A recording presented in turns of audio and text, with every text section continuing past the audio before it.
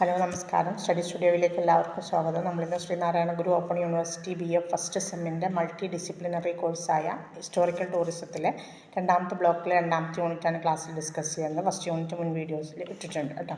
അപ്പോൾ ക്ലാസ്സിലേക്ക് പോകുന്നതിന് മുമ്പ് നിങ്ങൾ ഈ ചാനൽ ആദ്യമായിട്ടാണ് കാണുന്നതെങ്കിൽ സബ്സ്ക്രൈബ് ചെയ്യുക, ഷെയർ ചെയ്യുക, നിങ്ങളുടെ കമൻറ്റുകൾ എഴുതി അറിയിക്കുക. അപ്പം പെയ്ഡ് നോട്ട്സ്, പെയ്ഡ് അസൈൻമെൻറ്റ്സ്, പല സബ്ജക്റ്റുകളുടെയും നോട്ട്സ് ഉണ്ട്, മലയാളം ഉൾപ്പെടെ കേട്ടോ. അപ്പോൾ അത് മലയാളത്തിലാണ് നോട്ട്സ് ഉള്ളത്. ആവശ്യം കണ്ടിട്ടുണ്ടെങ്കിൽ നോട്ട്സ് അസൈൻമെൻറ്റ്സ് ഒക്കെ പെയ്ഡ് ആയിട്ടുണ്ട്. ആവശ്യമുള്ളവരുണ്ടെങ്കിൽ മുൻ വീഡിയോസിലൊക്കെ ഡിസ്ക്രിപ്ഷൻ ബോക്സിലോ അല്ലെങ്കിൽ വീഡിയോക്ക് ലാസ്റ്റിലോ ഒക്കെ വാട്സപ്പ് നമ്പർ കൊടുത്തിട്ടുണ്ട്. അപ്പോൾ ആ നമ്പറിൽ നിങ്ങൾ വരുവാണെങ്കിൽ ഡീറ്റെയിൽസ് തരാം. ഓക്കെ, നമുക്ക് ക്ലാസ്സിലേക്ക് പോകാം. ബ്ലോക്ക് 2 രണ്ടാമത്തെ യൂണിറ്റിൻ്റെ പേര് foreign travellers in India and their accounts എന്നാണ്. അതിൽ വിദേശസഞ്ചാരികളുടെ വിവരണങ്ങൾ ചരിത്രത്തിൻ്റെ വിലപ്പെട്ട സ്രോതസ്സുകളിലൊന്നായിട്ടാണ് കണക്കാക്കപ്പെടുന്നത്. രാമശങ്കർ ത്രിപാഠിയുടെ അഭിപ്രായത്തിൽ വടക്ക് പടിഞ്ഞാറൻ ഇന്ത്യയുടെയും അക്യുമേനിയൻ സാമ്രാജ്യവും തമ്മിലുള്ള രാഷ്ട്രീയ ബന്ധത്തെക്കുറിച്ച് വിവരിച്ചപ്പോൾ BC 5-ാം നൂറ്റാണ്ടിൽ ഹെറോഡോട്ടസ് ആദ്യമായിട്ട് ഇന്ത്യയെ പരാമർശിച്ചിട്ടുണ്ട് എന്നാണ് പറയുന്നത്. അപ്പം അത്ര മുന്നേ തന്നെ എന്തുണ്ട്, ഇന്ത്യയെക്കുറിച്ചുള്ള പരാമർശങ്ങൾ ഈ യാത്രാ വിവരണങ്ങളിലൊക്കെ ഉണ്ട്. ഇനി ആൻഷ്യൻ പീരിയഡിൽ പുരാതന കാലഘട്ടത്തിലെ അവസ്ഥയാണ്. അതിൽ നമ്മൾ ഓരോരുത്തരായിട്ട് ഓരോ കാലഘട്ടത്തിലെ വിവിധ സഞ്ചാരികളെക്കുറിച്ചാണ് ഇതിൽ പരാമർശിക്കുന്നത്. കേട്ടോ, നന്നായിട്ട് പഠിക്കാനുണ്ട് ഈ ഒരു യൂണിറ്റിൽ. ഇവിടെ പുരാതന കാലഘട്ടത്തിൽ വരുമ്പോൾ ആദ്യം മെഗസ്തനീസാണ്. മെഗസ്തനീസ് അരാക്കോസിയയിലോ അല്ലെങ്കിൽ ഇന്നത്തെ അഫ്ഗാനിസ്ഥാൻ എന്ന് പറയും. ഇന്നത്തെ അഫ്ഗാനിസ്ഥാനിലെ കാണ്ഡഹാറിലോ ആണ് ഉണ്ടായിരുന്നത്. മൗര്യ സാമ്രാജ്യത്തിൻ്റെ സ്ഥാപകനായ ചന്ദ്രഗുപ്തൻ്റെ കാലത്ത് അദ്ദേഹം പാടലിപുത്രം സന്ദർശിച്ചു. അദ്ദേഹത്തിൻ്റെ തലസ്ഥാനമായ പാടലിപുത്രം സന്ദർശിച്ചു. സെലൂസിഡ് രാജവംശത്തിലെ ഗ്രീക്ക് ഭരണാധികാരി സെലൂക്കസ് ഒന്നാമൻ നിക്കേറ്ററുടെ അംബാസഡറായിട്ടാണ് അദ്ദേഹം ഇന്ത്യയിൽ വരുന്നത്. രാജ്യപ്രതിനിധിയാണ് അംബാസഡർ കേട്ടോ. സാമ്രാജ്യത്തിൻ്റെ ഭൂമിശാസ്ത്രം, രാഷ്ട്രീയ സ്ഥാപനം, സമ്പദ് വ്യവസ്ഥ, സമൂഹം എന്നിവയെക്കുറിച്ചുള്ള വിവരങ്ങളുടെ ഒരു പ്രധാന ഉറവിടമാണ് ഇൻഡിക്ക ഓഫ് മെഗസ്തനീസ്. മെഗസ്തനീസിൻ്റെ ഇൻഡിക്ക എന്ന ഗ്രന്ഥം. അദ്ദേഹത്തിൻ്റെ ഗ്രന്ഥത്തിൻ്റെ പേരെന്താണ്? ഇൻഡിക്ക എന്നാണ് കേട്ടോ. അറിയപ്പെടുന്നതിനാണ് ഇൻഡിക്ക ഓഫ് മെഗസ്തനീസ്, അങ്ങനെയാണ് അത് പറയുന്നത്. ഇൻഡിക്കയുടെ കണ്ടെത്തൽ മൗര്യകാലഘട്ടത്തിൻ്റെ പുനർമൂല്യനിർണ്ണയത്തിന്, അതായത് ചരിത്രം പുനർനിർമ്മിക്കുന്നതിന് നയിച്ചു. ഇന്ത്യൻ ഇൻഡോളജിക്കൽ പഠനങ്ങൾ ആരംഭിച്ചതോടെ പുരാതന ഇന്ത്യൻ ചരിത്രത്തെക്കുറിച്ചുള്ള ക്ലാസിക്കൽ കൃതികളിൽ മെഗസ്തനീസിൻ്റെ ഇൻഡിക്ക ഒരു പ്രധാന സ്ഥാനം നേടുകയും ചെയ്തു. അതുപോലെ ഷാൻബക്ക് ഈ കൃതി ലോകത്തെ അറിയിച്ചു. ഷാൻബക്ക് എന്ന ചരിത്രകാരൻ ലോകത്തെ ഇൻഡിക്ക എന്ന ഗ്രന്ഥത്തെക്കുറിച്ച് അറിയിച്ചു. JW മക്രിൻഡിൽ എഴുതിയ സച്ച് ബുക്ക് ഫ്രാഗ്മെൻറ്റ്സ് ഓഫ് ഇന്ത്യയുടെ ഇംഗ്ലീഷ് പരിഭാഷ പുരാതന ഇന്ത്യൻ ചരിത്ര വിദ്യാർത്ഥികൾക്ക് ഈ പുസ്തകത്തെ പരിചയപ്പെടുത്തി. ഇൻഡിക്ക എന്ന ഗ്രന്ഥം നിലനിന്നില്ല എങ്കിലും ഡയോഡോറസ് എന്ത് ചെയ്തിട്ടുണ്ട്, സ്ട്രാബോ, അരിയൻ, പ്ലിനി എന്നിവയുടെ പിൽക്കാല ഗ്രീക്ക് ലാറ്റിൻ കൃതികളിൽ ശകലങ്ങൾ കൊടുത്തിട്ടുണ്ട്. ഇൻഡിക്കയിലെ ചില ഏരിയകൾ കൊടുത്തിട്ടുണ്ട്. അപ്പോൾ ഇന്ത്യയിൽ താൻ അനുഭവിച്ച എല്ലാ കാര്യങ്ങളെക്കുറിച്ചും, പ്രത്യേകിച്ച് ഭൂമിശാസ്ത്രം, ഭരണകൂടം, മതം, സമൂഹം എന്നിവയെക്കുറിച്ചൊക്കെ മെഗസ്തനീസ് ഇതിൽ എഴുതാൻ ശ്രമിച്ചിട്ടുണ്ടെന്നാണ് ഇവർ പറയുന്നത്. ഇൻഡിക്കയിൽ എഴുതാൻ ശ്രമിച്ചിട്ടുണ്ട്. അപ്പോൾ ഇൻഡിക്കയുടെ മുഴുവൻ ഭാഗങ്ങൾ നമുക്ക് കൃത്യമായിട്ട് അറിയില്ല. ഇവരുടെയൊക്കെ ശകലങ്ങളിലൂടെ, അതായത് ഓരോരോ ഭാഗങ്ങളിലൂടെയാണ് നമ്മളതിനെക്കുറിച്ച് ഡീറ്റെയിൽ ആയിട്ട് ഇപ്പോൾ അദ്ദേഹത്തിൻ്റെ കാലഘട്ടം കഴിഞ്ഞിട്ട് നമ്മൾ പഠിക്കുന്നത് എന്നാണ് ഇപ്പോൾ ഇവിടെ പറയുന്നത് കേട്ടോ. മെഗസ്തനീസ് മൗര്യന്മാരുടെ ഭരണത്തെ വിശാലവും വളരെ സംഘടിതവുമായിട്ടാണ് കണക്കാക്കുന്നത്. എങ്കിലും സാമ്രാജ്യത്തിൻ്റെ പൂർണ്ണമായ വിവരണം നൽകാൻ ശകലങ്ങൾ പര്യാപ്തമല്ല. അതായത് ഓരോ ഭാഗം എടുത്ത് പഠിക്കുമ്പോൾ അത് പൂർണ്ണമായിട്ട് മനസ്സിലാക്കാൻ പര്യാപ്തമല്ല. ജനസംഖ്യ പ്രധാനമായും കാർഷിക മേഖലയിലാണെന്നും സംഘടിത ബ്യൂറോക്രസിയുടെ സഹായത്തോടെ ഒരു സ്വേച്ഛാധിപത്യ ഭരണമാണ് ഉണ്ടായിരുന്നതെന്നും ഒക്കെ, അതുപോലെ ഒരു വലിയ സൈന്യവും ചാരവൃത്തിയും ഒക്കെ വിപുലമായ സംവിധാനവും മൗര്യന്മാർക്കുണ്ടായിരുന്നു എന്നുള്ള വിവരങ്ങളൊക്കെ ഇതിൽ നിന്ന് കിട്ടുന്നുണ്ട്, ഇൻഡിക്കയിൽ നിന്ന് കിട്ടുന്നുണ്ട്. ആളുകൾ അവരുടെ ഭക്ഷണക്രമത്തിൽ സാമ്പത്തികമായി ശ്രദ്ധിച്ചിരുന്നു എന്നും എന്നാൽ വസ്ത്രങ്ങളിലും ആഭരണങ്ങളിലും ആഡംബരമുള്ളവരായിരുന്നു എന്നൊക്കെ മെഗസ്തനീസിൻ്റെ അഭിപ്രായം അതിലുണ്ട്. ആളുകൾ വളരെ സത്യസന്ധരായിരുന്നു എന്ന് മെഗസ്തനീസ് പറയുന്നുണ്ട്. അതായത് ഇടയന്മാർക്കും വേട്ടയാടുന്നവർക്കും രാജ്യത്ത് ഒരു ടാക്സ് പോലെ ലെവി ഏർപ്പെടുത്തിയിരുന്നു. കൃഷിയെ സംബന്ധിച്ചിടത്തോളം ജലസേചനത്തിലൂടെ ഒരു വർഷത്തിൽ 2 വിള വളർത്തിയെടുത്തു അല്ലെങ്കിൽ കൃഷി ചെയ്തിരുന്നു. ഒരിക്കലും പിന്നീട്ട് അനുഭവത്തെക്കുറിച്ച് അല്ലെങ്കിൽ അവിടെ പട്ടിണി ജനങ്ങൾക്കുണ്ടായിട്ടില്ല. അതാണ് പിന്നിട്ട് അനുഭവം എന്ന് പറയുന്നത്. മുൻകാലങ്ങളിൽ ഉണ്ടായിരുന്ന അനുഭവം ഒരിക്കലും ആളുകൾക്ക് ഉണ്ടായിരുന്നില്ല എന്ന് മെഗസ്തനീസ് രേഖപ്പെടുത്തിയിട്ടുണ്ട്. എങ്കിലും ക്ഷാമത്തെക്കുറിച്ചുള്ള പ്രസ്താവന നിയമാനുസൃതമാകുന്നില്ല. കാരണം ക്ലാസിക്കൽ ഗ്രന്ഥങ്ങളിൽ ക്ഷാമത്തിൻ്റെ ബാധ്യതയെ അതിനുള്ളൊരു സാധ്യതയുണ്ടെന്ന് പരാമർശിക്കുന്നുണ്ട്. സാമൂഹിക സംഘടനയെ സംബന്ധിച്ച് ജനസംഖ്യയുടെ തൊഴിൽപരമായ ഗ്രൂപ്പുകളായിട്ട് തിരിച്ചിരുന്നു എന്ന് മെഗസ്തനീസ് രേഖപ്പെടുത്തിയിട്ടുണ്ട്. ഇന്ത്യൻ സമൂഹം 7 ഗ്രൂപ്പുകളായിട്ട് വിഭജിക്കപ്പെട്ടുവെന്ന് അദ്ദേഹം വിവരിക്കുന്നുണ്ട്. മെഗസ്തനീസിൻ്റെ അഭിപ്രായത്തിൽ 7 ഗ്രൂപ്പുകൾ ഏതൊക്കെയാണെന്ന് നോക്കാം നമുക്ക്. ഒന്നാമത്തത് സോഫിസ്റ്റ് അഥവാ തത്വചിന്തകന്മാർ, സോഫിസ്റ്റുകൾ അല്ലെങ്കിൽ തത്വചിന്തകർ. രണ്ടാമത്തത് കൃഷിക്കാർ. 3 വേട്ടക്കാരും അതുപോലെ ഇടയന്മാരും. 4 കരകൗശല തൊഴിലാളികളും വ്യാപാരികളും. 5 പട്ടാളക്കാർ. 6 ചാരന്മാർ. 7 കൗൺസിലർമാർ, അതായത് മൂല്യനിർണ്ണയക്കാരെന്ന് പറയും. അത് ഈ വിഭാഗം, അതായത് കൗൺസിലർമാർ അല്ലെങ്കിൽ മൂല്യനിർണ്ണയക്കാരെന്ന് പറയുന്ന ഗ്രൂപ്പുകൾ എണ്ണത്തിൽ കുറവാണ്, പക്ഷേ ഭരണത്തിൽ അവർക്ക് ഏറ്റവും ഉയർന്ന സ്ഥാനങ്ങൾ നൽകിയിരുന്നു. മെഗസ്തനീസും മറ്റ് ഗ്രീക്ക് ചിന്തകരും വർണ്ണ ജാതി സമ്പ്രദായത്തെ വിവരിക്കാൻ ഒരിക്കലും ഉദ്ദേശിച്ചിരുന്നില്ല. ചരിത്രകാരനായ രണബീർ ചക്രവർത്തി പറയുന്നതനുസരിച്ച് ഇന്ത്യക്കയിൽ പറഞ്ഞിരിക്കുന്ന 7 ഗ്രൂപ്പുകളുടെ പട്ടിക രാജ്യത്തിൻ്റെ സപ്താംഗ, അതായത് 7 ഘടകങ്ങൾ അടങ്ങുന്ന സങ്കല്പങ്ങളുടെ ഇന്ത്യൻ സങ്കല്പത്തോട് സാമ്യമുള്ളതാണ് എന്ന് പറയുന്നുണ്ട്. മെഗസ്തനീസ് തൊഴിലുകളുടെ ഗ്രൂപ്പുകളെ വർണ്ണങ്ങളായിട്ട് ആശയക്കുഴപ്പത്തിലാക്കി എന്നും അദ്ദേഹം, അതായത് നമുക്ക് 4 വർണ്ണങ്ങളാണുള്ളത്, അതിനെ ഒരു ആശയക്കുഴപ്പത്തിൽ ഇത് 7 വന്നപ്പോൾ ആശയക്കുഴപ്പത്തിലാക്കി എന്നും അദ്ദേഹം പറയുന്നുണ്ട്. രണബീർ പറയുന്നുണ്ട്. സമൂഹത്തിൻ്റെ 7 ഇരട്ടി വിഭജനവും സമ്പൂർണ്ണ ജാതിയും തമ്മിലുള്ള ഏറ്റവും പ്രധാനപ്പെട്ട വ്യത്യാസം ഗ്രീക്ക് എഴുത്തുകാർ 7 ഗ്രൂപ്പുകളെ ഒന്നിനു പിറകെ ഒന്നായി ഒരു ശ്രേണിപരമായ പദവിയും ആരോപിക്കാതെ സ്ഥാപിച്ചു എന്നുള്ളതാണ്. ഇതിന് വിപരീതമായിട്ട് വർണ്ണം ജാതി കൃത്യമായ അസമത്വത്തോടെ ലംബമായിട്ടാണ് ക്രമീകരിക്കപ്പെട്ടിട്ടുള്ളത്. മൗര്യന്മാരുടെ തലസ്ഥാനമായ പാടലീപുത്രയിലെ ഭരണത്തെക്കുറിച്ച് മെഗസ്തനീസ് ചില തെളിവുകൾ നൽകുന്നുണ്ട്. അസ്റ്റിനോമേയി എന്നറിയപ്പെടുന്ന നഗരഭരണത്തിൻ്റെ ചുമതല ഓഫീസർമാർക്കാണെന്ന് അദ്ദേഹം പറഞ്ഞിട്ടുണ്ട്. അതുപോലെ അവയെ 6 ബോർഡുകളാക്കിയിട്ട് 6 സമിതികളാക്കി തിരിച്ചിരുന്നു. അതിൽ 5 അംഗങ്ങൾ വീതമാണ് ഉണ്ടായത്. ഓരോ സമിതിയിൽ 5 അംഗങ്ങൾ വീതമാണ് ഉണ്ടായിരുന്നത്. ആദ്യത്തെ സമിതി വ്യവസായങ്ങളുടെ കാര്യങ്ങൾ നോക്കി നടത്തി. രണ്ടാമത്തെ സമിതി ജനനമരണ സംബന്ധമായ വിവരങ്ങൾ നോക്കി. മൂന്നാം സമിതി ചെയ്തിരുന്നത്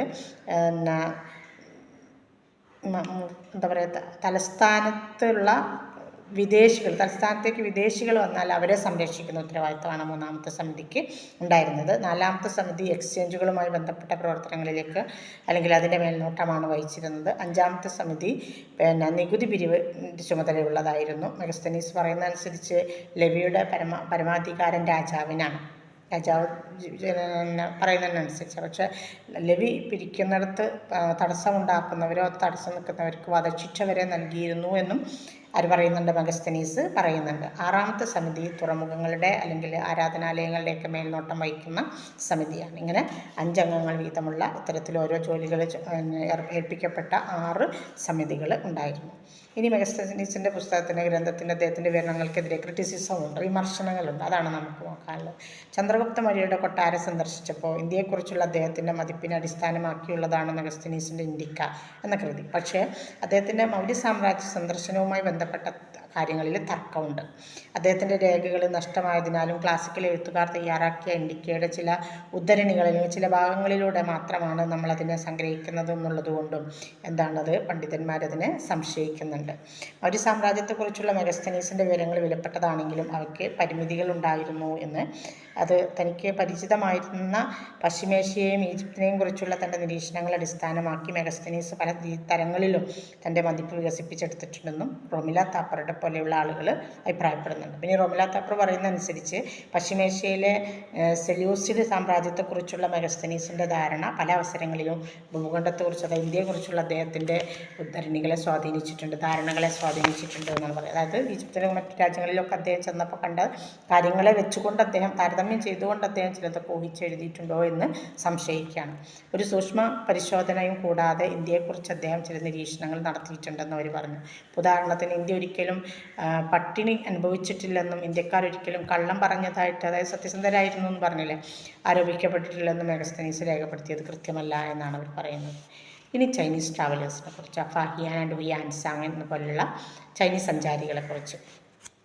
ഇന്ത്യക്കും പുരാതന ചൈനയ്ക്കുമിടയിൽ ബുദ്ധമത സിദ്ധാന്തങ്ങൾ കൈമാറുന്നതിൽ ചൈനീസ് തീർത്ഥാടകർ ഒരു പ്രധാന പങ്ക് വഹിച്ചിട്ടുണ്ട്. ചൈനീസ് പുരോഹിതന്മാർ ഈ സ്ഥലങ്ങളിൽ ബുദ്ധമത ആശയങ്ങൾ വഹിക്കുകയും ഇന്ത്യയിലേക്കുള്ള അവരുടെ ആത്മീയ യാത്രയുടെ വിശദമായ വിവരണം നൽകുകയും ചെയ്തിട്ടുണ്ട്. തങ്ങളുടെ ആത്മീയ ഭരണത്തോടൊപ്പം അവർ സഞ്ചാരികൾ, ഇന്ത്യയിലെത്തിയ ഭരണാധികാരികൾ, സന്യാസ സ്ഥാപനങ്ങൾ, അതുപോലെ മാന്ത്രിക കഥകൾ, ബുദ്ധൻ്റെ ശക്തികൾ എന്നിവ അവരുടെ ഗ്രന്ഥങ്ങളിൽ യാത്രാ വിവരണങ്ങളിൽ വിവരിച്ചിട്ടുണ്ട്. 1-ാം സഹസ്രാബ്ദത്തിൽ ഇന്ത്യയിലേക്ക് തീർത്ഥാടനം നടത്തിയ ചൈനീസ് സഞ്ചാരിയാണ് ഫാഹിയാൻ, ഹുയാൻസാങ് തുടങ്ങിയ ആളുകൾ. മധ്യ തെക്ക് അതുപോലെ കിഴക്ക് ഏഷ്യയിലുണ്ടായിരുന്ന തൻ്റെ സിദ്ധാന്തങ്ങൾ, ആചാരങ്ങൾ, സന്യാസ സ്ഥാപനങ്ങൾ എന്നിവയുടെ വ്യക്തമായ വിവരങ്ങൾ നൽകുന്ന ഈ സന്യാസികളുടെ യാത്രാവിവരണങ്ങളെ പ്രധാന ചരിത്ര സ്രോതസ്സുകളായിട്ട് ഉപയോഗപ്പെടുത്താറുണ്ട്. ദക്ഷിണേന്ത്യയിലെ സാമൂഹിക രാഷ്ട്രീയ സാഹചര്യങ്ങളുടെ വിശദാംശങ്ങളും അവരുടെ രേഖകളിൽ ഉൾക്കൊള്ളിച്ചിട്ടുണ്ട്. ഇവയ്ക്കൊപ്പം അതായത് ഈ പറയപ്പെട്ട വിവരങ്ങളോടൊപ്പം ചൈനയുടെയും ഇന്ത്യയുടെയും സാംസ്കാരിക ഇടപെടലുകളും അവർ രേഖപ്പെടുത്തിയിട്ടുണ്ട്. കൂടാതെ ദീർഘദൂര വ്യാപാരം, ബുദ്ധമത തീർത്ഥാടകരും സഞ്ചാരികളായ വ്യാപാരികളും തമ്മിലുള്ള കൈമാറ്റങ്ങളും ബന്ധങ്ങളും ഒക്കെ അതിൽ ചർച്ച ചെയ്യപ്പെടുന്നുണ്ട്. ഇനി നമ്മളതിൽ ഓരോരുത്തരെ കുറിച്ച് ഫാഹിയാനെ കുറിച്ച് ആദ്യം പറയാം. ഇന്ത്യയിലേക്ക് യാത്ര ചെയ്ത ആദ്യത്തേതും ഏറ്റവും പ്രായം കൂടിയതുമായ ചൈനീസ് സഞ്ചാരികളിൽ ഒരാളായിരുന്നു ഫാഹിയാൻ. 399 CE അദ്ദേഹം ചങ്ങാനിൽ നിന്ന് ഉത്തരേന്ത്യയിലെ പെഷവാറിലെത്തി. ഗൗതമ ബുദ്ധൻ്റെ ജന്മസ്ഥലമായ ലുംബിനി സന്ദർശിച്ച അദ്ദേഹം പാടലീപുത്രയിലാണ് ചിലവഴിച്ചിരുന്നത്. ചന്ദ്രഗുപ്തൻ രണ്ടാമൻ്റെ ഭരണകാലത്തെ നഗരത്തിൻ്റെ സ്വാതന്ത്ര്യം അദ്ദേഹം വിവരിച്ചിട്ടുണ്ട്. ഫാഹിയാൻ ബുദ്ധൻ താമസിച്ചിരുന്ന സ്ഥലങ്ങൾ സന്ദർശിക്കുകയും സന്ദർശിച്ച ഇടങ്ങളിൽ പഠിച്ച ഒരു ബന്ധം അതിൽ നിന്ന് അതായത് അവിടെ നിന്ന് അദ്ദേഹം കണ്ടെത്തിയ പഠിച്ച കാര്യങ്ങളെക്കുറിച്ചുള്ള അത്ഭുതങ്ങളും അദ്ദേഹം തൻ്റെ ഗ്രന്ഥത്തിൽ പരാമർശിച്ചിട്ടുണ്ട്. ശ്രാവസ്തി, സാരാനാഥ്, രാജഗിർ, തക്ഷശില, കപിലവസ്തു, വൈശാലി തുടങ്ങിയ സ്ഥലങ്ങളിലും അദ്ദേഹം യാത്ര ചെയ്തിട്ടുണ്ട്. കപിലവസ്തുവിലെ ബുദ്ധൻ്റെ സങ്കല്പവും ലുംബിനിയിലെ ജനനവും കുശിനഗരത്തിലെ നിർവ്വാണ നേട്ടവും ഒക്കെ ഗ്രന്ഥകാരൻ ചർച്ച ചെയ്തിട്ടുണ്ട്. 408 അല്ലെങ്കിൽ 409 CE ഫാഹിയാൻ കിഴക്കൻ ഇന്ത്യയിലെ താമ്രലിപ്തിയിൽ നിന്ന് ശ്രീലങ്കയിലേക്കൊരു കച്ചവട കപ്പൽ കൊണ്ടുപോയിട്ടുണ്ട്. ദ്വീപിൽ ഏകദേശം 2 വർഷത്തിന് ശേഷം ഫാഹിയാൻ ഒരു കടൽ കപ്പലിൽ കയറി തെക്ക് കിഴക്കൻ ഏഷ്യ വഴി ചൈനയിലേക്ക് മടങ്ങുകയാണ് ഉണ്ടായത്. ബുദ്ധസന്യാസിമാരും സഞ്ചാരി വ്യാപാരികളും തമ്മിലുള്ള ബന്ധവും ഇന്ത്യയുടെയും ചൈനയുടെയും ബന്ധത്തെക്കുറിച്ച് അല്ലെങ്കിൽ സമുദ്ര ചാനലുകളുടെ സാന്നിധ്യവും ഫാഹിയാൻ തൻ്റെ യാത്രാവിവരങ്ങളിലൂടെ എടുത്തു കാണിച്ചിട്ടുണ്ട്. ഇന്ത്യയിൽ അദ്ദേഹത്തിൻ്റെ അനുഭവങ്ങൾ ഫോക്കോക്കി അഥവാ ബുദ്ധരാജ്യങ്ങളുടെ ഒരു രേഖ, ഫോക്കോക്കി ചൈനീസ് ഭാഷയാണ് കേട്ടോ, എന്ന കൃതിയിൽ രേഖപ്പെടുത്തിയിട്ടുണ്ട്. ഫാഹിയാൻ്റെ record of the Buddhist kingdoms എന്ന അദ്ദേഹത്തിൻ്റെ യാത്രയുടെ പ്രധാന ഉദ്ദേശം സന്യാസ നിയമങ്ങളുമായി ബന്ധപ്പെട്ട പാഠമായ വിനയപിടക എന്ന ഒരു ജ്ഞാനം നേടുക എന്നതായിരുന്നു എന്ന് അദ്ദേഹം അതിൽ രേഖപ്പെടുത്തിയിട്ടുണ്ട്. ലോട്ടസ് സൂത്ര പോലെയുള്ള നിരവധി ബുദ്ധഗ്രന്ഥങ്ങൾ 3-4 നൂറ്റാണ്ടുകളിൽ ചൈനീസ് ഭാഷകളിലേക്ക് വിവർത്തനം ചെയ്യപ്പെടുകയും ചെയ്തിട്ടുണ്ട്. ഫാഹിയാനെക്കുറിച്ച് വിനയഗ്രന്ഥത്തിലേക്ക് പ്രവേശനം ഉണ്ടായിരുന്നെങ്കിലും ചൈനയിലെ വളർന്നു വരുന്ന ബുദ്ധമത സമൂഹത്തിന് ഈ രചനകളുടെ ദൗർബല്യത്തെക്കുറിച്ച് നന്നായിട്ട് അറിയാമായിരുന്നു. അവ സന്യാസ സ്ഥാപനങ്ങളുടെ രൂപീകരണത്തിനും ഉചിതമായ പ്രവർത്തനത്തിനും ആവശ്യമാണ്. 4-ാം നൂറ്റാണ്ടിൻ്റെ അവസാനത്തിൽ ഇന്ത്യയിലെ ബുദ്ധമതവുമായി ബന്ധപ്പെട്ടതായിരുന്നു ഫാഹിയാൻ്റെ വിവരണം. ബുദ്ധൻ്റെ തിരുശേഷിപ്പുകൾക്ക് മഹത്തായ ബഹുമതി ലഭിച്ചതായിട്ട് ഫാഹിയാൻ വിവരിക്കുന്നുണ്ട്. ആളുകൾ അവ ലോകേശ്വരനെ ആരാധിക്കുകയും ആശ്രമങ്ങൾക്ക് വിഭവങ്ങൾ അനുഭവിച്ചു കൊടുക്കുകയും ഭരണകൂടം ബുദ്ധമതത്തെ പിന്തുണയ്ക്കുകയും ചെയ്തിട്ടുണ്ട് എന്ന് അദ്ദേഹം രേഖപ്പെടുത്തിയിട്ടുണ്ട്. തെക്കൻ തേരവാദ ബുദ്ധമതവും വടക്കൻ മഹായാന ചിന്താധാരയും തമ്മിൽ കാര്യമായ ശത്രുത ഉണ്ടായിരുന്നുവെന്നും ഫാഹിയാൻ പറയുന്നുണ്ട്. മതപരമായ വിവരണത്തോടൊപ്പം 300 CE മുതൽ 600 CE വരെയുള്ള കാലഘട്ടത്തിലെ സാമൂഹിക വശങ്ങളെക്കുറിച്ചും ഫാഹിയാൻ അദ്ദേഹത്തിൻ്റെ ഗ്രന്ഥത്തിലൂടെ അഭിപ്രായപ്പെട്ടിട്ടുണ്ട്. രണവീർ ചക്രവർത്തി ഫാഹിയാൻ സാമ്രാജ്യത്തിൻ്റെ ശക്തമായ ഭൗതിക സാഹചര്യത്തെയും അതുപോലെ തന്നെ നാഗരികതയുടെ സമൃദ്ധിയെയും പ്രശംസിച്ചതായിട്ട് കണ്ടെത്തിയിട്ടുണ്ട്. ഗുപ്തകാലഘട്ടത്തിലെ രാജ്യം നികുതി ഇളവ് ഏർപ്പെടുത്തിയിരുന്നതായിട്ട് അദ്ദേഹം ഊന്നി പറയുന്നുണ്ട്. എങ്കിലും ഈ കാലഘട്ടത്തിൽ വർദ്ധിച്ചു വരുന്ന നികുതി വ്യവസ്ഥകൾ ഈ പ്രസ്താവന തെറ്റാണ് എന്നതിലേക്കാണ് നമ്മെ നയിക്കുന്നത്. വ്യാപാരികളുടെ അനുഭവത്തെക്കുറിച്ചും അതുപോലെ തന്നെ ചരക്കിൻ്റെ ചലനാത്മക പരിധികളെക്കുറിച്ചും ഫാഹിയാൻ അദ്ദേഹത്തിൻ്റെ ഗ്രന്ഥത്തിൽ പറഞ്ഞിട്ടുണ്ട്. അതിപ്പോൾ നമ്മൾ മനസ്സിലാക്കേണ്ട എന്താണ്, എല്ലാതും യാഥാർത്ഥ്യമായിക്കൊള്ളണം എന്നില്ല കേട്ടോ. ഇനി ഹുയാൻസാങ്ങിനെ കുറിച്ച് 629 ഇന്ത്യ സന്ദർശിച്ച ഒരു ബുദ്ധ സന്യാസിയും ചൈനീസ് തീർത്ഥാടകനുമായിരുന്നു ഹുയാൻസാങ്. താങ് ഭരണാധികാരികളായ താങ്സോങ്, ഗാവോസോങ് എന്നിവരിലൂടെ ഇന്ത്യയും ചൈനയും തമ്മിലുള്ള നയതന്ത്ര വിനിമയമാണ് അദ്ദേഹം വളർത്തിയെടുത്തത്. ഇന്ത്യയിലേക്കുള്ള തൻ്റെ തീർത്ഥാടനത്തെക്കുറിച്ചുള്ള അദ്ദേഹത്തിൻ്റെ ആഖ്യാനം പാശ്ചാത്യ മേഖലകളിലെ അതുപോലെ ഗ്രേറ്റ് താങ് എന്ന രാജവംശത്തിൻ്റെ റെക്കോർഡ് എന്നാണ് അറിയപ്പെടുന്നത്. അദ്ദേഹത്തിൻ്റെ രാജകീയ രക്ഷാധികാരികളെ ഉദ്ദേശിച്ചുള്ളതായിരുന്നു അദ്ദേഹത്തിൻ്റെ ഈ രചന അല്ലെങ്കിൽ എഴുത്തുജോലി. അതിനാൽ മതപരവും ചരിത്രപരവുമായ വീക്ഷണകോണിൽ നിന്ന് ഹുയാൻസാങ്ങിൻ്റെ പ്രവർത്തനത്തെ നമുക്ക് നോക്കിക്കാണാൻ കഴിയും. 600-ൽ ജനിച്ച ഹുയാൻസാങ് 20-ാമത്തെ വയസ്സിൽ പൗരോഹിത്യം സ്വീകരിച്ചു. പ്രസിദ്ധീകരിച്ചു. മറ്റു ബുദ്ധ തീർത്ഥാടകരെ പോലെ ഹുയാൻസാങ്ങും ഇന്ത്യ സന്ദർശിച്ചത് പ്രധാനമായിട്ടും ബുദ്ധമത കേന്ദ്രങ്ങൾ കാണാൻ വേണ്ടിയിട്ട് തന്നെയാണ്. ചൈനയിൽ ലഭ്യമായ ഇന്ത്യൻ ബുദ്ധമത ഗ്രന്ഥങ്ങളുടെ വിവർത്തനങ്ങളിൽ അതൃപ്തനായിരുന്നു ആര്? ഹുയാൻസാങ്. ഇന്ത്യൻ അധ്യാപകരിൽ നിന്ന് സിദ്ധാന്തങ്ങൾ നേരിട്ട് പഠിക്കാനാണ് അദ്ദേഹം ശ്രമിച്ചത്. അതിനുവേണ്ടി തന്നെയാണ് വന്നതെന്ന് പറഞ്ഞല്ലോ. ചൈനയിൽ ലഭ്യമായ ബുദ്ധമത ഗ്രന്ഥങ്ങളുടെ വിവർത്തനങ്ങളിൽ അദ്ദേഹം തൻ്റെ അതൃപ്തി പ്രകടിപ്പിച്ചത് എങ്ങനെയെന്ന് നോക്കുക. ബുദ്ധൻ ജനിച്ചത് പടിഞ്ഞാറാണെങ്കിലും അദ്ദേഹത്തിൻ്റെ ധർമ്മം കിഴക്കോട്ട് വ്യാപിച്ചു. വിവർത്തനത്തിൽ ഗ്രന്ഥങ്ങളിൽ തെറ്റുകൾ കടന്നു വന്നേക്കാം. വാക്കുകൾ തെറ്റായി പ്രയോഗിച്ചിട്ടുണ്ട്, അർത്ഥം നഷ്ടപ്പെട്ടിട്ടുണ്ട്. ഒരു വാക്യം തെറ്റിയാൽ സിദ്ധാന്തം തന്നെ മാറിപ്പോകും, നഷ്ടപ്പെടും. അതുപോലെ തന്നെ വളച്ചൊടിക്കപ്പെടുന്നുമുണ്ട് എന്ന് അദ്ദേഹം ചൈനീസ് തീർത്ഥാടകരുടെ യാത്രാരേഖകൾ താൻസൻ എന്ന ഒരു പുസ്തകത്തിൽ അദ്ദേഹം അതിനെക്കുറിച്ച് എഴുതിയത് അങ്ങനെയാണ്. ഹുയാൻസാങ്ങിൻ്റെ ദൗത്യം വിജയകരമായിരുന്നു. അദ്ദേഹം തിരികെ നൽകിയ 657 ബുദ്ധഗ്രന്ഥങ്ങൾ മാത്രമല്ല, അദ്ദേഹം പൂർത്തിയാക്കിയ വിവർത്തനങ്ങളുടെ ഗുണനിലവാരവും അതിന് തെളിവാണ്. പുരാതന ചൈനയിലെ ബുദ്ധമത ഗ്രന്ഥങ്ങളുടെ ഏറ്റവും മികച്ച 3 വിവർത്തകരിൽ ഒരാളായിട്ടാണ് ഹുയാൻസാങ്ങിനെ കണക്കാക്കുന്നത്. ഫഹിയാനെ പോലെ മധ്യേഷ്യൻ രാജ്യങ്ങളിലെ ഇന്ത്യൻ സ്വാധീനം ഹുയാൻസാങ്ങും ശ്രദ്ധിച്ചു. യാംഗി, കൊച്ചി, കോട്ടൺ എന്നിവിടങ്ങളിലെ ആളുകൾ ഇൻഡിക് ലിപിയുടെ പരിഷ്കരിച്ച പതിപ്പ് ഉപയോഗിച്ചതായിട്ട് അദ്ദേഹം രേഖപ്പെടുത്തിയിട്ടുണ്ട്. താൻ സന്ദർശിച്ച ബുദ്ധകേന്ദ്രങ്ങളുടെ കഥകളും അത്ഭുതങ്ങളും അദ്ദേഹത്തിൻ്റെ ഗ്രന്ഥത്തിൽ വിവരിച്ചിട്ടുണ്ട്. അദ്ദേഹത്തിൻ്റെ വിവരണങ്ങളിലെ ശ്രദ്ധേയമായ വശങ്ങളിലൊന്ന് ഇന്ത്യയെക്കുറിച്ചുള്ള അദ്ദേഹത്തിൻ്റെ ചർച്ചയും ഇന്ത്യൻ ഭരണാധികാരിയായ ഹർഷവർദ്ധനുമായിട്ടുള്ള അദ്ദേഹത്തിൻ്റെ ആശയവിനിമയമാണ്. വിവിധ ചൈനീസ് രേഖകളിൽ പ്രത്യക്ഷപ്പെട്ട ഇന്ത്യയുടെ പേരുകൾ പുസ്തകം ചർച്ച ചെയ്യുന്നുണ്ട്. ചൈനീസ് ഭാഷയിൽ ഇന്ത്യയുടെ ശരിയായ പേര് യീനു എന്നാണ്. അദ്ദേഹം നിഗമനം ചെയ്യുന്നത് അങ്ങനെയാണ്. തുടർന്ന് അദ്ദേഹം ഇന്ത്യയുടെ ഭൂമിശാസ്ത്രവും കാലാവസ്ഥയും അതുപോലെ അളക്കൽ സമ്പ്രദായവും സമയസങ്കല്പവും ഒക്കെ വിശദീകരിച്ചു. നഗരജീവിതം, വാസ്തുവിദ്യ, ജാതി സമ്പ്രദായം, വിദ്യാഭ്യാസ ആവശ്യകതകൾ എന്നിവയുടെ ഒരു നേർക്കാഴ്ചയും അദ്ദേഹത്തിൻ്റെ കൃതി രേഖപ്പെടുത്തുന്നുണ്ട്. ബ്രാഹ്മണരുടെ ബുദ്ധമത സിദ്ധാന്തങ്ങളുടെ പഠിപ്പിക്കൽ, സാമൂഹികവും സാംസ്കാരികവുമായ വശങ്ങൾ, ജനങ്ങളുടെ ഭക്ഷണശീലങ്ങൾ, ഇന്ത്യയിലെ ഉൽപ്പന്നങ്ങൾ എന്നിവയെക്കുറിച്ചും അദ്ദേഹം വിവരിച്ചിട്ടുണ്ട്.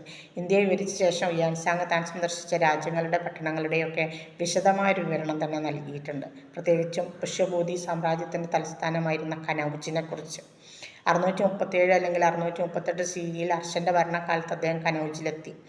അദ്ദേഹത്തിൻ്റെ വിവരണം അനുസരിച്ച് കിഴക്ക് വടക്ക് പടിഞ്ഞാറ് ബംഗാൾ മുതൽ പടിഞ്ഞാറ് പഞ്ചാബിലെ സിയാങ് നദി വരെ ഹർഷയുടെ ഭരണം വ്യാപിച്ചിരുന്നു എന്നാണ് പറയുന്നത്. നഗരത്തിൻ്റെ വിവരണം, അതിൻ്റെ ഉത്ഭവം, അതുപോലെ അവിടുത്തെ വിശ്വാസങ്ങൾ എന്നിവയ്ക്കൊക്കെ ഹുയാൻസാങ് ഹർഷയുടെ ഗുണങ്ങളും വീര്യവും അദ്ദേഹത്തിൻ്റെ പ്രജകളോട് അദ്ദേഹത്തിനുള്ള സഹാനുഭൂതിയും ഒക്കെ അദ്ദേഹത്തിൻ്റെ ഗ്രന്ഥത്തിൽ വിവരിക്കുന്നുണ്ട്. ഹുയാൻസാങ്ങും ഹർഷവർദ്ധനും പരസ്പരം കാണുകയും സംഭാഷണം നടത്തുകയും ചെയ്തിട്ടുണ്ട്. ഈ കൂടിക്കാഴ്ച കനൗജും താങ് കൊട്ടാരവും തമ്മിൽ നയതന്ത്ര ബന്ധം സ്ഥാപിക്കുന്നതിൽ കലാശിച്ചു. ഇന്ത്യക്കാരുടെയും അവരുടെ സമൂഹത്തിൻ്റെയും ചൈനീസ് വീക്ഷണവും ചൈനയുടെ ഇന്ത്യയുടെ വീക്ഷണ പുസ്തകവും അദ്ദേഹം അവതരിപ്പിച്ചു. ബാമിയാൻ അല്ലെങ്കിൽ നളന്ദ തുടങ്ങിയ ബുദ്ധമത കേന്ദ്രങ്ങളെക്കുറിച്ചുള്ള വിശദമായ വിവരണങ്ങൾ ഹുയാൻസാങ്ങിൻ്റെ ആഖ്യാനത്തിൽ വളരെ ശ്രദ്ധേയമായിട്ട് നൽകിയിട്ടുണ്ട്. ബുദ്ധമത പഠിപ്പിക്കലുകൾ നേടാനുള്ള ഹുയാൻസാങ്ങിൻ്റെ അഭിലാഷം നളന്ദയ്ക്കും അടുത്തുള്ള ആശ്രമങ്ങൾക്കും അപ്പുറത്തേക്കും അത് വ്യാപിച്ചു. അതായത് ആ ആശ്രമങ്ങളിൽ മാത്രമല്ല, അതിനപ്പുറത്തേക്കും അത് വ്യാപിച്ചിട്ടുണ്ട്. അദ്ദേഹം കിഴക്കോട്ട് ഇന്നത്തെ ബംഗാളിലേക്ക് യാത്ര ചെയ്തു. ബുദ്ധമത വാണിജ്യത്തിൻ്റെ ഒരു വ്യാപാര തുറമുഖം കേന്ദ്രവുമായ താമ്രലിപ്തിയിൽ അദ്ദേഹം യാത്ര നിർത്തി. താമ്രലിപ്തിക്ക് ശേഷം ഹുയാൻസാങ് ശ്രീലങ്കയിലേക്ക് തൻ്റെ യാത്ര ആരംഭിച്ചു. പക്ഷേ ക്ഷാമം കാരണം ശ്രീലങ്കയിലെത്താൻ അദ്ദേഹത്തിന് കഴിഞ്ഞിട്ടില്ലെങ്കിലും ശ്രീലങ്കയിലെ അനുരാധപുരം, ശ്രീലങ്കയിലെ ടെമ്പിൾ ഓഫ് ടൂത്ത് തുടങ്ങിയ ശ്രീലങ്കൻ ബുദ്ധമത കേന്ദ്രങ്ങളെ വ്യക്തമായ വിവരണം അദ്ദേഹം നൽകുന്നുണ്ട്. കനൗജിലെ രാജാവ് ശിലാദിത്യയുടെ കൂടെ മടക്കയാത്രക്കിടയിൽ ഇന്ത്യയിൽ ചിലവഴിച്ചതിന് ശേഷം ഹുയാൻസാങ് നളന്ദയിൽ നിന്ന് ചാങ്ഗാനിലേക്ക്, അതായത് ചൈനയിലേക്ക് അദ്ദേഹം വന്നിടത്തേക്ക് തന്നെ മടങ്ങി. തെക്കൻ പട്ടുപാതയിലൂടെ ട്രക്കിങ് കഴിഞ്ഞ് അദ്ദേഹം ഗോട്ടാനിൽ, അതായത് താങ് സാമ്രാജ്യത്തിൻ്റെ പടിഞ്ഞാറൻ അതിർത്തിയിലെത്തി. അവിടെ നിന്ന് അദ്ദേഹം താങ് രാജവംശത്തിൻ്റെ തലസ്ഥാനമായ ചാങ്ഗാനിലേക്ക് തന്നെ തിരിച്ചുപോയി. ഇനി മിഡീവൽ ഇന്ത്യ ആൻഡ് അക്കൗണ്ട്സ്. മധ്യകാല ഇന്ത്യയും അക്കാലഘട്ടത്തിലെ പ്രധാന യാത്രികരുടെ രേഖകളും. അതിലാദ്യം വരുന്നത് ഇബ്നു ബത്തൂത്ത. 1333 ഇന്ത്യ സന്ദർശിച്ച മൊറോക്കൻ സഞ്ചാരിയാണ് ഇബ്നു ബത്തൂത്ത. 1325 CE ഹജ്ജിന് പോകാനായിട്ട് ബത്തൂത്ത തൻ്റെ യാത്ര ആരംഭിച്ചു. പക്ഷേ അദ്ദേഹം തൻ്റെ യാത്രകൾ തുടർന്നെങ്കിലും മുസ്ലിം ഭരണാധികാരികളെയും ചൈനയുടെയും സുമാത്രയുടെയും ഒക്കെ രാജ്യങ്ങൾ സന്ദർശിച്ച് 75,000 മൈൽ പിന്നിട്ടതായിട്ട് അദ്ദേഹം അങ്ങനെ നടന്ന് സന്ദർശിച്ചതായിട്ട് പറയപ്പെടുന്നുണ്ട്. അഫ്ഗാനിസ്ഥാൻ വഴിയാണ് ഇബ്നു ബത്തൂത്ത ഇന്ത്യയിലെത്തിയത്. അതേസമയം മുഹമ്മദ് ബിൻ തുഗ്ലക്ക് ഇന്ത്യയിൽ തൻ്റെ സാമ്രാജ്യം കെട്ടിപ്പടുത്തുകൊണ്ടിരിക്കുകയാണ്. അദ്ദേഹം ഇന്ത്യയിൽ വരുന്ന സമയത്ത് മുഹമ്മദ് മുഹമ്മദ് ബിൻ തുഗ്ലക്ക് ഇന്ത്യയിൽ അദ്ദേഹത്തിൻ്റെ സാമ്രാജ്യം കെട്ടിപ്പടുത്തുകൊണ്ടിരിക്കുകയായിരുന്നു. സുൽത്താന് കൂടുതൽ ജഡ്ജിമാരും പണ്ഡിതന്മാരും ഭരണാധികാരികളും എഴുത്തുകാരും കവികളും ഒക്കെ കൊട്ടാരത്തിലേക്ക് ആവശ്യമുണ്ടായിരുന്നു. അതുകൊണ്ട് തുർക്കികളും പേർഷ്യക്കാരുമായ വിദേശികളെ ഈ തസ്തികകളിലെല്ലാം അദ്ദേഹം നിയമിച്ചു. മുഹമ്മദ് ബിൻ തുഗ്ലക്കിൻ്റെ കീഴിൽ 7 വർഷം ഇദ്ദേഹം ഡൽഹിയിൽ ഗാസി, അതായത് ജഡ്ജി സ്ഥാനം വഹിച്ചിട്ടുണ്ട്. പേർഷ്യൻ ഭാഷ അദ്ദേഹത്തിന് സംസാരിക്കാൻ വല്ലാതെ കഴിവില്ലായിരുന്നു ഇബ്നു ബത്തൂത്തയ്ക്ക്. അതുകൊണ്ട് തന്നെ 2 സഹായികളെ അദ്ദേഹത്തിന് നിയമിച്ചു കൊടുത്തു. കിതാബുൽ റഹില എന്ന കൃതിയുടെ ബഹുമതിയാണ് ബത്തൂത്തയ്ക്ക് മുഹമ്മദ് ബിൻ തുഗ്ലക്കിൻ്റെ കാലത്തെ രാഷ്ട്രീയ, സൈനിക, തപാൽ, സാഹിത്യ, കോടതി, കാർഷിക, വ്യാപാര, ആചാര പെരുമാറ്റങ്ങൾ അത്രയും പോസ്റ്റുകളിൽ അദ്ദേഹത്തിൻ്റെ റഹില വെളിച്ചം വീശുന്നുണ്ട്. മുഹമ്മദ് ബിൻ തുഗ്ലക്കിൻ്റെ എല്ലാ വിജയപരാജയങ്ങൾക്കും അദ്ദേഹം സാക്ഷ്യം വഹിച്ചിട്ടുമുണ്ട്. അദ്ദേഹത്തിൻ്റെ ഔദാര്യത്തിൻ്റെയും ക്രൂരതയുടെയും മിശ്രിതമാണെന്ന് അദ്ദേഹത്തെക്കുറിച്ച് അദ്ദേഹം വിശേഷിപ്പിച്ചു. ആരെക്കുറിച്ച്? മുഹമ്മദ് ബിൻ തുഗ്ലക്കിനെ കുറിച്ച്. അദ്ദേഹത്തിൻ്റെ കീഴിൽ ജോലി ചെയ്തുകൊണ്ട് മുഹമ്മദ് ബിൻ തുഗ്ലക്കിനെ ഔദാര്യത്തിൻ്റെയും ക്രൂരതയുടെയും മിശ്രിതമാണ് മുഹമ്മദ് ബിൻ തുഗ്ലക്ക് എന്ന് തുറന്നു പറയാനും ആരും മടിച്ചിട്ടില്ല. ഇബ്നു ബത്തൂത്ത മടിച്ചിട്ടില്ല. അദ്ദേഹം തൻ്റെ ജീവനെ ഭയന്നിട്ടാണെന്ന് അതൊക്കെ പറഞ്ഞു കഴിഞ്ഞാൽ പിന്നെ അങ്ങനെയാണല്ലോ, ഭരണാധികാരിയെക്കുറിച്ചല്ലേ, ഭയന്നിട്ട് തന്നെയാണ് ജീവിച്ചിരുന്നത്. അദ്ദേഹത്തിൻ്റെ എല്ലാ സംരക്ഷണങ്ങളും ഉണ്ടായിരുന്നിട്ടും ബത്തൂത്ത ഒടുവിൽ അപമാനത്തിൽ വീണു. എന്നാൽ പിന്നീട് തൻ്റെ സ്ഥാനം വീണ്ടെടുക്കുകയും 1342 CE ചൈനീസ് ചക്രവർത്തിയുടെ സുൽത്താൻ്റെ അംബാസഡറായിട്ട് വന്നു. എങ്കിൽ വഴിയിൽ വെച്ച് കൊള്ളക്കാർ അദ്ദേഹത്തെ കൊള്ളയടിച്ചു. ഇബ്നു ബത്തൂത്ത പിന്നീട് തെക്കോട്ട് യാത്ര ചെയ്തു. ആദ്യം ഡക്കാനിലെത്തിയ അദ്ദേഹം ദിയോഗി കോട്ടയെക്കുറിച്ച് വിവരിച്ചു. തെക്കൻ ദേശത്തെക്കുറിച്ചുള്ള അദ്ദേഹത്തിൻ്റെ വിവരണത്തിൽ പ്രദേശത്തെ മറാത്തികളുടെ വിവരണവും ഉൾക്കൊണ്ടിട്ടുണ്ട്. തുടർന്ന് അദ്ദേഹം കേരളത്തിലെ കോഴിക്കോട്ടേക്ക് വന്നു. കൊല്ലം, കോഴിക്കോട് തുറമുഖങ്ങൾ വഴിയുള്ള മലബാറിൻ്റെ കച്ചവടവും വാണിജ്യവും അദ്ദേഹം തൻ്റെ ഗ്രന്ഥത്തിൽ വിവരിച്ചു. ഇന്ത്യയിലെ വ്യാപാരികളുടെ സമ്പത്തിനെക്കുറിച്ച് അദ്ദേഹം പരാമർശിച്ചിട്ടുണ്ട്. അരി, മാംസം, തേങ്ങാപ്പാൽ എന്നിവ കൊണ്ടുള്ള രസോയ് എന്ന വിഭവത്തെക്കുറിച്ച് അദ്ദേഹം വിവരിച്ചിട്ടുണ്ട്. ചൈനയിലേക്ക് പോകുന്നതിന് മുമ്പ് 3 മാസം കോഴിക്കോട് താമസിച്ചിട്ട് അദ്ദേഹം പിന്നീട് മാലിദ്വീപ്, ബംഗാൾ, സുമാത്ര എന്നിവിടങ്ങളിലൊക്കെ പോയി. പിന്നീട് ചൈന സന്ദർശിക്കാൻ വേണ്ടിയിട്ട് പോയി. 1354 മൊറോക്കോയിലെ ഫെസിലേക്ക് ബത്തൂത്ത തിരിച്ചുപോയി, മടങ്ങി. മൊറോക്കോക്കാരനാണല്ലോ. മൊറോക്കോയിലെ സുൽത്താൻ അവിടെയുള്ള അദ്ദേഹത്തിൻ്റെ റിപ്പോർട്ടുകളും സാഹസികതകളും ശ്രദ്ധിക്കുകയും ഫെസിൽ താമസിക്കാൻ ഉത്തരവിടുകയും ചെയ്തു. തലസ്ഥാന നഗരിയിൽ താമസിക്കാനുള്ള അനുമതി കൊടുക്കുകയും ചെയ്തു. ഈ കഥകളെല്ലാം എഴുതണമെന്ന് അദ്ദേഹത്തിന് ആഗ്രഹമുണ്ടായിരുന്നു. ഇബ്നു ബത്തൂത്തയെ സഹായിക്കാൻ സുൽത്താൻ ഇബ്നു ജുസൈ എന്ന എഴുത്തുകാരനെ നിയമിച്ചു. കാരണം അപ്പോഴത്തേക്കും പ്രായമായിട്ട് അദ്ദേഹത്തിന് എഴുതാൻ വയ്യാതായപ്പോൾ മൊറോക്കൻ സുൽത്താൻ അദ്ദേഹത്തിന് ഇബ്നു ജുസൈ എന്നൊരാളെ എഴുതാൻ സഹായത്തിന് വേണ്ടി, കാര്യങ്ങളൊക്കെ പറഞ്ഞു കൊടുത്താൽ എഴുതാൻ സഹായത്തിന് വേണ്ടി നിയമിച്ചു കൊടുത്തു. അങ്ങനെ യാത്ര എന്ന അർത്ഥം വരുന്ന റഹില എന്ന കൃതി സമാഹരിക്കാൻ ഉള്ള പരിശ്രമം അവിടെയാണ് ആരംഭിച്ചത്. അങ്ങനെ അത് കംപ്ലീറ്റ് എഴുതി തീർത്തത് ആരാണ്? ഇബ്നു ജുസൈ എന്ന വ്യക്തിയാണ്. തുടങ്ങിയിട്ടുള്ള ഇബ്നു ബത്തൂത്ത. മുഹമ്മദ് ബിൻ തുഗ്ലക്കിൻ്റെ ഭരണകാലത്തെ സംഭവങ്ങളെക്കുറിച്ചും ഇന്ത്യയുടെ സാമൂഹ്യ രാഷ്ട്രീയ സാഹചര്യങ്ങളെക്കുറിച്ചും ബത്തൂത്ത അദ്ദേഹത്തിൻ്റെ രചനകളിൽ വളരെ വിശദമായ വിവരണങ്ങൾ തന്നെ നൽകിയിട്ടുണ്ട്. ഡൽഹിയിൽ നിന്ന് തലസ്ഥാനം അദ്ദേഹം ദേവഗിരിയിലേക്ക് മാറ്റുന്നതിനെക്കുറിച്ചും അദ്ദേഹത്തിൻ്റെ കറാച്ചി പര്യവേഷണവും ക്ഷാമത്തിൻ്റെ കാഠിന്യവും വിശദമായിട്ട് അദ്ദേഹം ചർച്ച ചെയ്തിട്ടുണ്ട്. അദ്ദേഹം നൽകിയ മറ്റൊരു രസകരമായ വിവരം തപാൽ സംവിധാനങ്ങളെക്കുറിച്ചുള്ളത്. ഓരോ 4 മൈൽ കുതിരകളെ നിർത്തിക്കൊണ്ടും ഓരോ മൈൽ അകലത്തിലെ മനുഷ്യരെ കാൽ തപാൽ എന്ന് പറയട്ടെ, കാൽ തപാൽ നിർത്തിക്കൊണ്ടുമുള്ള ശക്തമായൊരു തപാൽ സമ്പ്രദായത്തെക്കുറിച്ചും അദ്ദേഹം വിവരിച്ചിട്ടുണ്ട്. അതായത് രാജ്യത്ത് സ്ഥിരമായ തപാൽ സമ്പ്രദായം ഒരു കാലഘട്ടത്തിൽ ഉണ്ടായിരുന്നു എന്നുള്ളൊരു വിവരം നമുക്ക് കിട്ടുന്നത് ഇബ്നു ബത്തൂത്തയുടെ റഹിലയിൽ നിന്നാണ്. 1271 മുതൽ 1295 വരെ യൂറോപ്പിൽ നിന്ന് ഏഷ്യയിലേക്ക് യാത്ര ചെയ്ത വെനീഷ്യൻ വ്യാപാരിയും സാഹസികനുമായിരുന്നു മാർക്കോ പോളോ. അടുത്ത ആൾ. അദ്ദേഹത്തിൻ്റെ 11 മില്യൺ എന്ന പുസ്തകം മാർക്കോ പോളോയുടെ യാത്രകൾ എന്ന പേരിൽ വിവർത്തനം ചെയ്തിട്ടുണ്ട്. ഈ കൃതി മാർക്കോ പോളോയുടെ നേരിട്ടുള്ള ഒരു അനുഭവമാണ്. അതായത് യാത്ര, അദ്ദേഹം പിന്നിട്ട ദൂരം, അതുപോലെ സീസണുകൾ, അദ്ദേഹം നിരീക്ഷണങ്ങൾ, Samarkand, Siberia, Japan, India, Ethiopia, Madagascar എന്നിവയെക്കുറിച്ചുള്ള പ്രഭാഷണങ്ങളൊക്കെ അതിൽ ഉൾപ്പെടുത്തിയിട്ടുണ്ട്. മാർക്കോ പോളോ ഇന്ത്യ സന്ദർശിച്ചപ്പോൾ രാജ്യം ഹിന്ദു മുസ്ലിം എന്ന അനേകം സ്വതന്ത്ര രാജ്യങ്ങളായിട്ട് വിഭജിച്ചിരിക്കുകയായിരുന്നു. സ്വന്തം ഭരണാധികാരികൾ ഭരിക്കുന്നതും അദ്ദേഹം കണ്ടിട്ടുണ്ട്. ഇന്ത്യയിലെ പുരുഷന്മാർ അവരുടെ ബന്ധുക്കളെയോ പിതാവിൻ്റെ വിധവയെയോ ഒക്കെ അവരുടെ സഹോദരന്മാരെയൊക്കെ വിവാഹം കഴിക്കുന്നത് സാധാരണമാണ് എന്നും അദ്ദേഹം നിരീക്ഷിച്ചു. മലബാർ പ്രവിശ്യയിലെ ഹിന്ദു ആചാരങ്ങളും അന്ധവിശ്വാസങ്ങളും മാർക്കോ പോളോ തൻ്റെ കൃതിയിൽ വിവരിച്ചിട്ടുണ്ട്. പ്രവിശ്യയിൽ നിന്ന് രാജാവ് മറ്റുള്ളവരെ പോലെ വസ്ത്രം ധരിക്കുകയും അദ്ദേഹത്തിൻ്റെ മിക്ക ആഭരണങ്ങളും അദ്ദേഹത്തിൻ്റെ ആധിപത്യത്തിൽ ഉൽപ്പാദിപ്പിച്ചതാണ് എന്നും അദ്ദേഹം കണ്ടെത്തി. രാജാവിന് 500 ഭാര്യമാരുണ്ടെന്ന് അദ്ദേഹം അതിശയോക്തിപരമായിട്ട് പറഞ്ഞിട്ടുണ്ട്. ഒരു ഭരണാധികാരി മരിച്ചപ്പോൾ അദ്ദേഹത്തിൻ്റെ ശരീരം ഒരു വലിയ തീയിൽ എറിയപ്പെട്ടു എന്നും അത് ആ രാജ്യത്തിൽ നിന്ന് കുതിരകളെ അവർ വിദേശ രാജ്യങ്ങളിൽ നിന്ന് കുതിരകളെ ഇറക്കുമതി ചെയ്തിരുന്നു എന്നും അദ്ദേഹം രേഖപ്പെടുത്തിയിട്ടുണ്ട്. അതുപോലെ തന്നെ മാർക്കോ പോളോ മസൂലി പട്ടണത്തെ ഗോൽക്കൊണ്ടയുടെ വജ്രം എന്നാണ് വിശേഷിപ്പിച്ചത്. രാജ്യത്തിൻ്റെ രാഷ്ട്രീയ, ഭൂമിശാസ്ത്ര, സാംസ്കാരിക വശങ്ങൾ അദ്ദേഹം അതിൽ വിവരിച്ചിട്ടുണ്ട്. അദ്ദേഹം മദ്രാസിനെ മലബാറിലെ ഒരു ചെറിയ പട്ടണമായിട്ടാണ് വിശേഷിപ്പിച്ചത്. കുറച്ച് നിവാസികളും വ്യാപാരികളും അത് പതിവായിട്ട് സന്ദർശിക്കാറുണ്ട് എന്നും അദ്ദേഹം പറയുന്നുണ്ട് മദ്രാസിനെ കുറിച്ച് കേട്ടോ. പിന്നെ അതുപോലെ മലബാർ എന്നാണ് അദ്ദേഹം, മലബാറിനെ മാബറ എന്നാണ് അദ്ദേഹം വിശേഷിപ്പിച്ചത്. പിന്നെ ഔഷധങ്ങളെക്കുറിച്ച്, അരി തുടങ്ങിയ വിലപിടിപ്പുള്ള വസ്തുക്കളെക്കുറിച്ച് അദ്ദേഹം വിവരിച്ചിട്ടുണ്ട്. കൂടാതെ ഈ പ്രദേശത്ത് ധാരാളം ജ്യോതിഷികളും വൈദ്യന്മാരും ഉണ്ടായിരുന്നു എന്ന് അദ്ദേഹം പറയുന്നുണ്ട്. തുടർന്ന് അദ്ദേഹം കൊമാരി അഥവാ കേവ് കൊമൊറോൺ എന്ന് പറയുന്ന രാജ്യം, എലി രാജ്യം, ദക്ഷിണേന്ത്യയിലെ മലബാർ എന്നിവ വിവരിച്ചു. കുരുമുളക്, ഇഞ്ചി, കറുവാപ്പട്ട, തേങ്ങ, മറ്റ് സുഗന്ധദ്രവ്യങ്ങൾ എന്നിവയെക്കുറിച്ച് അദ്ദേഹം, അതായത് മലബാറിലെ അത് സമൃദ്ധമായിരുന്നു മലബാറിൽ എന്നുള്ള കാര്യങ്ങളും അദ്ദേഹം തൻ്റെ കൃതിയിൽ വിവരിക്കുന്നുണ്ട്. വിവിധ പ്രവിശ്യകളിൽ നിന്നുള്ള വ്യാപാരികൾ ഈ സാധനങ്ങളൊക്കെ വാങ്ങാൻ വേണ്ടി വരുന്നത് കൊണ്ട് ഈ പ്രദേശം വ്യാപാരത്തിൽ അഭിവൃദ്ധി പ്രാപിച്ചു എന്ന്, മലബാർ മേഖല വ്യാപാരത്തിൽ അഭിവൃദ്ധി പ്രാപിച്ചു എന്നും അദ്ദേഹം പറയുന്നുണ്ട്. ഇനി അമീർ ഖുസ്രുവാണ് അടുത്ത ആൾ. ഡൽഹി സുൽത്താനേറ്റിൻ്റെ കാലത്ത് ജീവിച്ചിരുന്ന കവിയും ചരിത്രകാരനുമായിരുന്നു അമീർ ഖുസ്രു. പേർഷ്യൻ ഭാഷയിൽ ഇന്ത്യയിലെ ഏറ്റവും വലിയ കമ്പികളിൽ, അതായത്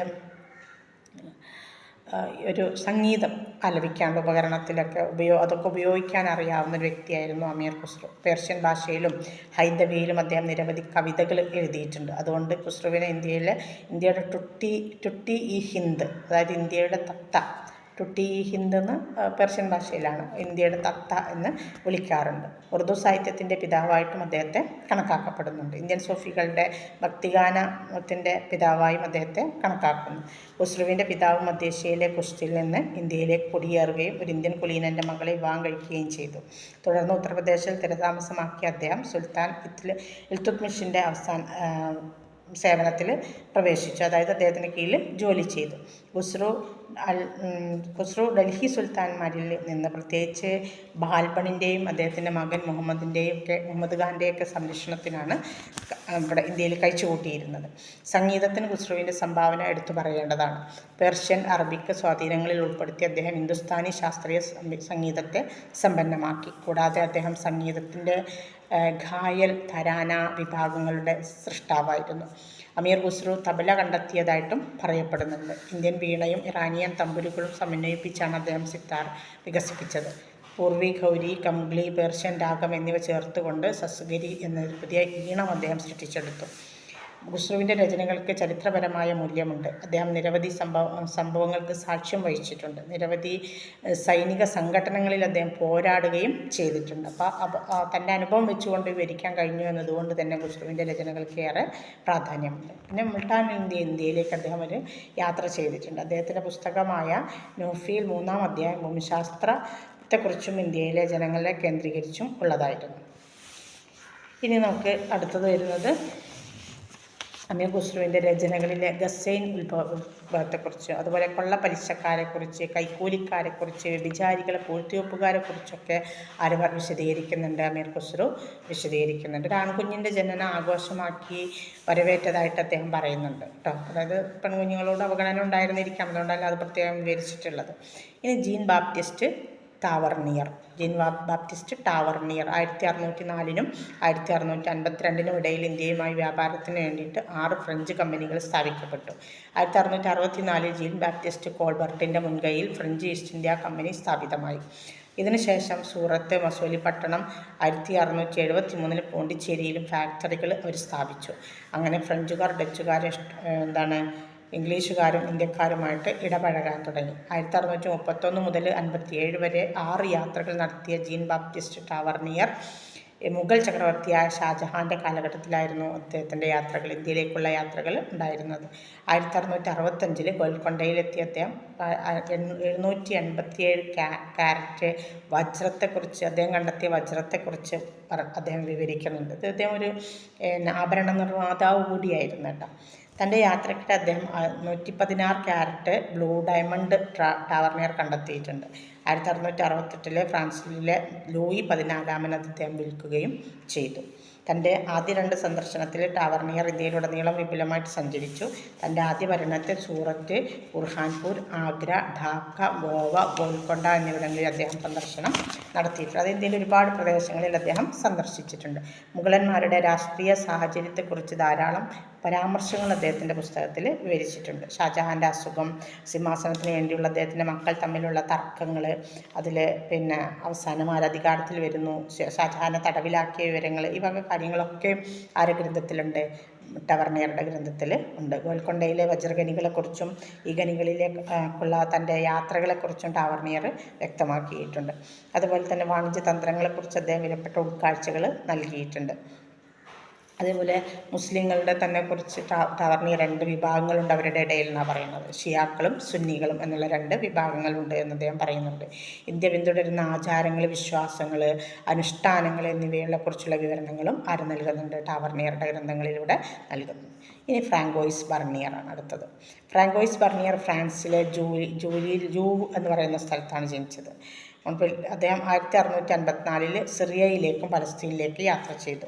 1656 അദ്ദേഹം മിഡിൽ ഈസ്റ്റിലേക്ക് മടങ്ങി. ചെങ്കടൽ കടക്കാൻ വേണ്ടിയിട്ട് പദ്ധതിയിട്ടിരുന്ന കെയ്റോയിൽ സമയം ചെലവഴിച്ചു. അതിൻ്റെ ബുദ്ധിമുട്ടുകൾ മനസ്സിലാക്കി അദ്ദേഹം സൂറത്തിലേക്ക് ഒരു കപ്പലിൽ കയറി. 1658 മുതൽ 1669 വരെ 12 വർഷം അദ്ദേഹം ഇന്ത്യയിൽ താമസിച്ചു. ഇന്ത്യയിൽ ഷാജഹാൻ്റെ മൂത്ത മകനായ ദാരാ ഷിക്കോവിൻ്റെ പേഴ്സണൽ ഫിസിഷ്യനായിട്ടാണ് അദ്ദേഹം ജോലിയിൽ പ്രവേശിച്ചത്. തുടർന്ന് അദ്ദേഹം ഔറംഗസീബിൻ്റെ കൊട്ടാരത്തിലെ പ്രഭുവായിരുന്ന ദാനേഷിന് വേണ്ടിയിട്ട് സേവനം അനുഷ്ഠിച്ചിട്ടുണ്ട്. 1656 മുതൽ 1659 വരെ ആഭ്യന്തര യുദ്ധത്തിനും പിന്തുടർച്ചാവകാശത്തിനും വേണ്ടിയുള്ള ബർണിയർ സാക്ഷ്യം വഹിച്ചു. ഔറംഗസീബിനും ദാരാ ഷിക്കോവിനും ഇടയിലുണ്ടായിരുന്ന തർക്കത്തെക്കുറിച്ച് അദ്ദേഹം അദ്ദേഹത്തിൻ്റെ യാത്രാവിവരണങ്ങളിൽ വിവരിക്കുന്നുണ്ട്. ഇന്ത്യയിലായിരിക്കുമ്പോൾ അദ്ദേഹം ഫ്രഞ്ച് ലേഖകർക്ക് നിരവധി വിപുലമായ കത്തുകൾ എഴുതിയിരുന്നു. ഓരോ സമയത്തും കിട്ടുന്ന വിവരങ്ങളെക്കുറിച്ചുള്ള ലേഖനങ്ങൾ അദ്ദേഹം തൻ്റെ രാജ്യത്തേക്ക് അയച്ചു കൊടുത്തിരുന്നു. ഇന്ത്യൻ ചരിത്ര നിർമ്മാണത്തിനുള്ള പ്രധാന ഉറവിടങ്ങളിലൊന്നാണ് ബർണിയറുടെ രചനകൾ. മാർക്സിനെ പോലുള്ള എഴുത്തുകാർ ഓറിയൻ്റൽ സ്വേച്ഛാധിപത്യത്തിൻ്റെ പ്രതിനിധാനത്തിനും അതുപോലെ സ്വഭാവ രൂപീകരണത്തിന് ഈ കൃതിയെ ഉപയോഗിക്കാറുണ്ട്. മുഗൾ സൈന്യത്തെക്കുറിച്ചുള്ള വിവരണം എടുത്തു പറയേണ്ടതാണ്. ആരുടെ? ബർണിയറുടെ.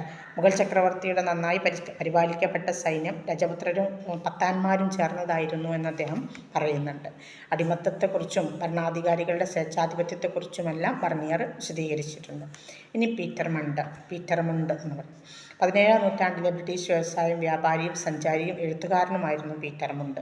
അദ്ദേഹം 1632 ഡിസംബർ 22 അദ്ദേഹത്തിൻ്റെ ആഗ്രയിലെത്തി. 1633 ഫെബ്രുവരിയിൽ ആഗ്രയിൽ നിന്ന് സൂറത്തിലേക്കുള്ള യാത്രാമധ്യേ ഫത്തേപൂർ സിക്രിയെ നിരീക്ഷിച്ചതിനെക്കുറിച്ച് അദ്ദേഹം വിവരിച്ചു. അദ്ദേഹത്തിൻ്റെ യാത്രാ വിവരണങ്ങൾ 1630 മുതൽ 1632 വരെയുള്ള ഗുജറാത്ത് ക്ഷാമം വളരെ കാര്യമായിട്ട് തന്നെ വിശദീകരിക്കുന്നുണ്ട്. ആഗ്രയിൽ തിരമ്പുമ്പോൾ ഉണ്ടി പട്ടിണിയുടെ പരിധിക്ക് പുറത്തായിരുന്നു എന്നും അവന് അത്രമാത്രം പട്ടിണിയായിരുന്നു ഇന്ത്യയിലെന്ന് അദ്ദേഹം വിവരിക്കുന്നു. ഇനി ആധുനിക കാലഘട്ടത്തിൽ മോഡേൺ പീരിയഡ്, അതിലാദ്യം വരുന്നത് വില്യം ഹോക്കിൻസാണ്. ഇംഗ്ലണ്ടിലെ രാജാവായ ജെയിംസ് ഒന്നാമൻ്റെ അംബാസഡറായിട്ടാണ് വില്യം ഹോക്കിൻസ് ഇന്ത്യയിൽ വരുന്നത്. 1609 ഏപ്രിൽ 16 ഹോക്കിൻസ് ആഗ്രയിലെത്തി. മുഗൾ ചക്രവർത്തി ജഹാംഗീറിൻ്റെ കൊട്ടാരത്തിലെത്തി അദ്ദേഹം സൂറത്തിൽ ഒരു ഇംഗ്ലീഷ് ഫാക്ടറി സ്ഥാപിക്കാൻ അനുമതി ചോദിച്ചുകൊണ്ട് ജഹാംഗീറിൻ്റെ മുന്നിൽ, പക്ഷേ ജഹാംഗീർ എന്ത് ചെയ്തില്ല? അതിന് അനുമതി നൽകിയില്ല. പിന്നെ സർ തോമസ് റോ ആണ് അടുത്ത ആളിട്ട് വരുന്നത്. ഇംഗ്ലീഷ് നയതന്ത്രജ്ഞനും എഴുത്തുകാരനുമായ തോമസ് റോ ഏഷ്യയിലെ ഇംഗ്ലണ്ടിൻ്റെ വ്യാപാര ശ്രമങ്ങൾ മുന്നോട്ട് കൊണ്ടുപോകാനതിൽ പ്രധാന പങ്ക് വഹിച്ചു. ജഹാംഗീർ ചക്രവർത്തിയുടെ കൊട്ടാരം സന്ദർശിച്ച് വീണ്ടും എന്ത് ചെയ്തു?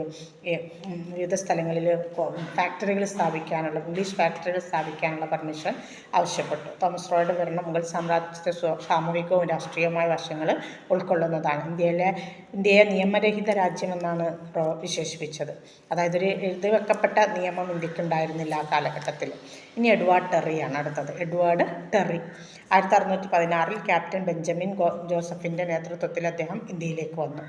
ഈ യാത്രക്കിടയിൽ ഒരു പോർച്ചുഗീസ് കച്ചവട കപ്പലുമായി അദ്ദേഹം ഏറ്റുമുട്ടൽ നടത്തി. എങ്കിലും അതിൽ വിജയിച്ച് അദ്ദേഹം ഇന്ത്യയിലേക്ക് എത്തി. മാൾവയും ഗുജറാത്തും മാത്രമേ അദ്ദേഹം നേരിട്ട് അല്ലെങ്കിൽ ശരിക്കും കണ്ടിട്ടുള്ളൂ എന്ന് പറയാം ടെറി. ടെറിയുടെ അനുഭവങ്ങളും യാത്രകളും a voyage to East India എന്ന പേരിൽ പ്രസിദ്ധീകരിച്ചിട്ടുണ്ട്. അതിൽ അന്ന് അദ്ദേഹത്തിൻ്റെ കാലഘട്ടത്തിൻ്റെതായ പ്രധാനപ്പെട്ട വിവരങ്ങളെല്ലാം ഇൻഡിഗോ കൃഷി തുടങ്ങിയ പലതരത്തിലുള്ള കൃഷികളെക്കുറിച്ച്, വസ്ത്രധാരണ രീതികളെക്കുറിച്ച്, ജീവിതശൈലികളെക്കുറിച്ച്, വന്യജീവികൾ, കാലാവസ്ഥ, കാറ്റിൻ്റെ പ്രവാഹങ്ങൾ, അതുപോലെ വളർത്തുമൃഗങ്ങൾ, കന്നുകാലികൾ എന്നിവയെക്കുറിച്ചൊക്കെ ടെറി തൻ്റെ ഗ്രന്ഥത്തിൽ വിവരിച്ചിട്ടുണ്ട്. ഇന്ത്യൻ ജനങ്ങളുടെ ആചാരങ്ങളെക്കുറിച്ച് മുതൽ അദ്ദേഹം വിവരണം നൽകിയിട്ടുണ്ട്. ഇന്ത്യയിലെ താമസ ലഭ്യത പട്ടണങ്ങളിലും ഗ്രാമങ്ങളിലും പരിമിതമാണ് എന്നാണ് അദ്ദേഹം അഭിപ്രായപ്പെടുന്നത്. സിറായി എന്ന് വിളിക്കപ്പെടുന്ന താമസ സ്ഥലങ്ങൾ ജനവാസമില്ലാത്തതായിട്ട് അദ്ദേഹം മനസ്സിലാക്കി. സമൂഹത്തിൽ സ്ത്രീകൾ ഒറ്റപ്പെട്ടവരായിരുന്നു എന്നും ആളുകൾ സംസാരിക്കുന്ന പൊതുഭാഷ ഹിന്ദുസ്ഥാനി ആയിരുന്നുവെന്നും അതേസമയം പേർഷ്യൻ, അറബി എന്നിവ ഈ പ്രദേശത്തെ പണ്ഡിത ഭാഷയായിരുന്നുവെന്നും ടെറി അഭിപ്രായപ്പെടുന്നുണ്ട്. ഇന്ത്യക്കാരുടെ വൈദ്യശാസ്ത്രത്തെക്കുറിച്ചുള്ള അറിവ് അദ്ദേഹം വളരെ വ്യക്തമായിട്ട് നിർവചിച്ചിട്ടുണ്ട്. മുഗൾ ഭരണത്തിന് കീഴിലെ നീതിയും ഭരണനിർവഹണവും അദ്ദേഹം എടുത്തു കാണിച്ചു. നീതി നടപ്പാക്കുന്നതിൽ രാജാവ് പ്രധാന പങ്ക് വഹിച്ചതായിട്ട് അദ്ദേഹം വിവരിക്കുന്നുണ്ട്. ഒരു ലിഖിത നിയമസംഹിതയുടെ അഭാവം അദ്ദേഹം എടുത്തു പറയുന്നുണ്ട്. സ്വത്തിൻ്റെ അനന്തരാവകാശമില്ലായിരുന്നു എന്നും വിവരിച്ചിട്ടുണ്ട്.